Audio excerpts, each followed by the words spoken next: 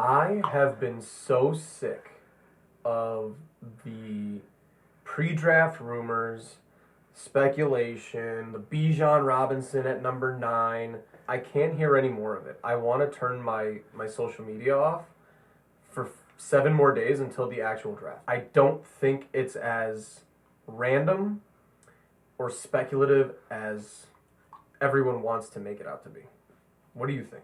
Well, it's funny because I'm actually at the opposite end. Oh. I'm sitting here making videos about Bijan Robinson and Oh. posting them on the internet. God. Being like, what do you think? Just to sit there and try and get a little rise out of people, you know? But actual thought-wise, no, it would be the dumbest thing for them to take Bijan Robinson and pick 9. The number of first-round running backs out there who are drafted and just don't have a Super Bowl ring, that number is just astronomical. You know what I looked up yesterday? It's such a dime a dozen position. Just get them late in the draft. And at the moment, I think Richardson, wasn't he pick 4? Pick 3, actually, to the Cleveland Browns and out of the league in the same amount of time, 3 years.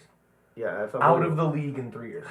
You could say that about Kevin White. You know what I mean? Solomon Thomas is basically irrelevant. I mean, Right, so it's not. there's a lot of positions that bust, right? That's why I'm always about more darts So being here's, thrown at the board.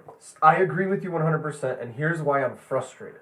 Because I had this thought process today about why it's not as speculative as everyone's trying to make it. Because what are the things that we know about how Ryan Poles operates, how the team is currently operating, and what the Bears are hinting towards doing? There's value. values, number one. That's my number one point. It's value. Okay? Whatever his evaluation process is, they have the system that they call a blue player, which makes sense. It's just a different version of a blue chip player, which is a superstar, potential Pro Bowler, potential All-Pro player. Ryan Poles has openly said he thinks and is very confident he can get one of his 9 blue players, you remember this? He said this openly, at number 9.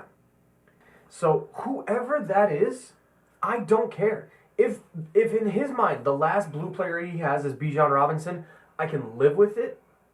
But it goes back to point number 1. Is that your value? What ends up winning? The value or the blue player?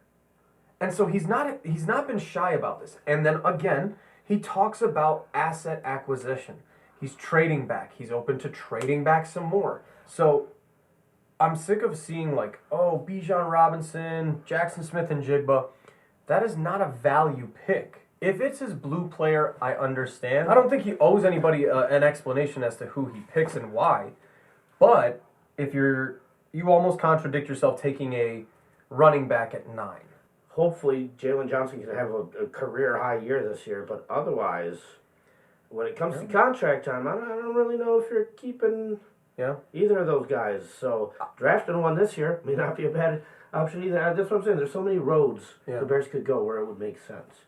A lot of the positions make sense. It's one of the positives and the negatives of needing so much. And if you have the first overall pick, you don't go from first overall pick to a Super Bowl or a high-level playoff run or anything like that.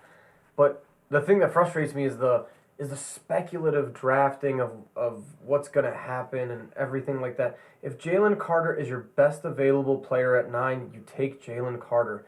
It's a top-tier NFL position. Everybody in the league wants a top-tier 3-tech defensive tackle. Everyone wants Aaron Donald. Everyone wants Cameron Hayward. It's the biggest hole you have. Here's the other part of what we didn't mention, that what Ryan Poles has clearly focused on is communicating with coaches, communicating with scouts, and drafting for need. Not necessarily overdrafting for need, like bad teams do, which is, you have the 3rd overall pick and you reach for somebody because you need that position, but intelligently drafting for a need. And right now, if you have Darnell Mooney, Chase Claypool, and now DJ Moore, you don't need to draft a receiver at 9. Could make a case for a need at wide receiver. The thing is, though, is when it comes to need, there's different degrees of need. Like you said, you really emphasized it. You don't need a wide receiver. Mm-hmm. Sure, yes, there's bigger holes. Defensive tackle is a much bigger hole on this team right now than wide receiver is, like you said. However, at the end of the year, Chase Claypool doesn't produce, doesn't get signed. Darnell Mooney, say he does produce. He's going to get signed somewhere else. And then you have just DJ Moore. You don't have to address it at 9 because it's a smaller hole. Mm-hmm. You could try and get a different guy, like Cedric Tillman first off, Quentin Johnson was rated to be the number 1 wide receiver early on in draft talks.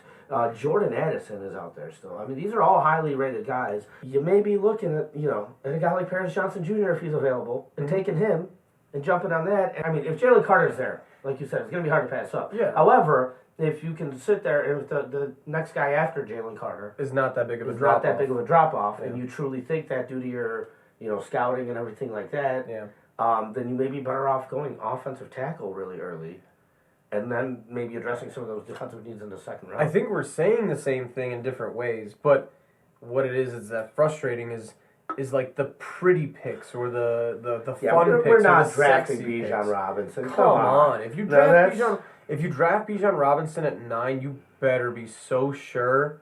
Of course. There has been discussions about Ryan Poles knowing he has to take a safe pick. That's why, for me, Peter Skoronski it's not my favorite pick. It's not my sexy pick, if you want to call it that, but it makes the most sense if you're trying to keep your job and you're getting an 8.5, a 9 out of 10 for the next 10 years at right tackle.